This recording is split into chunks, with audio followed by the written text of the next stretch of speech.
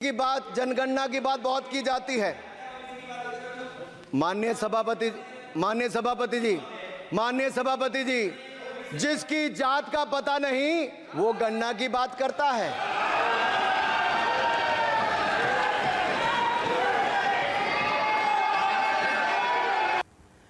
देश के संसदीय इतिहास ने न जाने कितने शर्मनाक लम्हे देखे हैं, लेकिन उन सब सारे शर्मनाक लम्हों में से एक लम्हा जो कल देखने को मिला, उन सब सारे शर्मनाक लम्हों में से एक लम्हा था जब कल सदन के अंदर राहुल गांधी से उनकी जाति पूछी जाती है।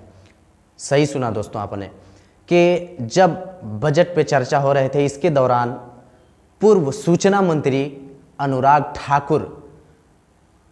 ठाकुर ने राहुल गांधी से उनकी जाति पूछी है। और यहीं तक नहीं दोस्तों, उन्होंने जाति पूछी और जाति पूछने के बाद उन पे सीधा अटैक किया।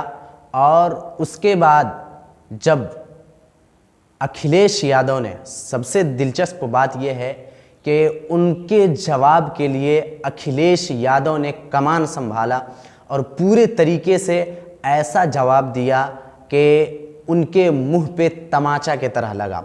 और अखिलेश यादव ने कहा कि बताओ तुम्हारी हिम्मत कैसे हुई जाति पूछने की, तुम्हारी हिम्मत कैसे हुई जाति पूछने की।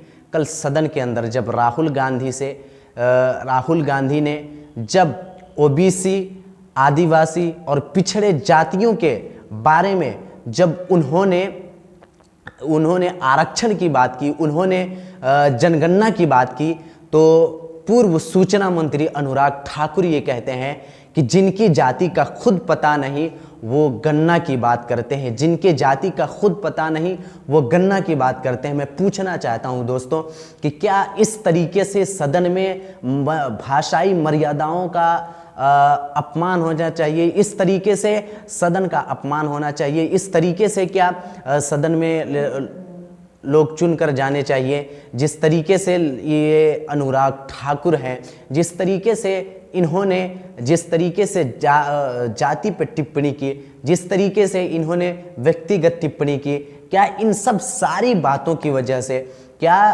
भारतीय जनता पार्टी को ये नहीं लगता है कि उन्हें एक अच्छा एक्शन लेना चाहिए अनुराग ठाकुर पे? उन्हें क्या भारतीय जनता पार्टी को ये नहीं लगता है कि उनको अच्छा एक्शन लेना चाहिए और उसके बाद ऐसे लोगों को उन्हें सबक सिखाना चाहिए जो जाति, धर्म, मजहब और इन सब सारी चीज़ों पे जो लोगों को बांटते हैं? क्या ऐसे लोगों पे कार्रवाई नहीं होनी चाहिए? क्या ऐसे लोगों के लिए कोई कानून नहीं है? क्या ऐसे लोगों के लिए कोई भी चीज़ नहीं है? मैं पूछना चाहता हूँ, क्या कल जो राहुल गांधी के साथ हुआ, अगर जे और किसी के साथ होता तो क्या होता? अगर जे कोई इंडिया गठबंधन के कोई नेता, अगर जे भारतीय जनता पार्टी के नेताओं को अगर जे ये कुछ कह देते, तो क्या ये शॉकिंग वाली बात नहीं है कि उनकी पूरी आईटी सेल पूरी उनको धर दबोचती? क्या ये चीज़ आप नहीं समझते हैं कि उनकी पूरी आईटी सेल जो पूरे के पूरे सिर्फ बीजेपी पे, सिर्फ और सिर्फ उनकी गलतियों को नहीं देखता, उनकी अपमानजनक टिप्पणी को नहीं देखता, उनकी बेहुदा बातों को नहीं देखता, बल्कि इन सब सारी चीज़ों से ऊपर उठ करके उनके सिर्फ और सिर्फ काम में लग जाते हैं? क्या और जब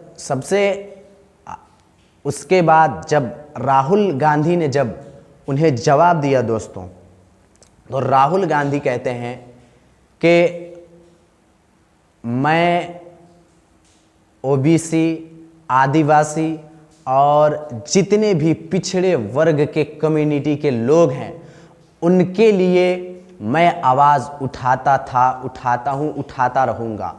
और जिस तरीके से महाभारत में अर्जुन को सिर्फ और सिर्फ मच्छी की आंख दिख रही थी, उसी तरीके से मुझे भी सिर्फ और सिर्फ मच्छी की आंख दिख रही है। और मैं ये अनुराग ठाकुर से ये मैं मांग नहीं करता कि वो मुझसे माफ़ी मांगे, लेकिन याद रखिएगा मैं लड़ाई लड़ रहा हूँ और मैं लड़ूंगा।